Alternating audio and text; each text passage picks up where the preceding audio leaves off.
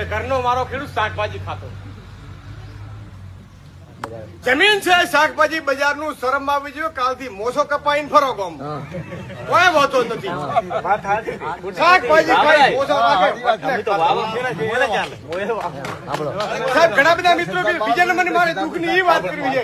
30 વર્ષ પહેલની ખેતી મફતની બધાને ઘરના કૂઠના બિયારણ પાયલીને ફુવાલાથી માપેલા તાકડી નથી ત્યારે ઘરના બિયારણ વાવતા હતા.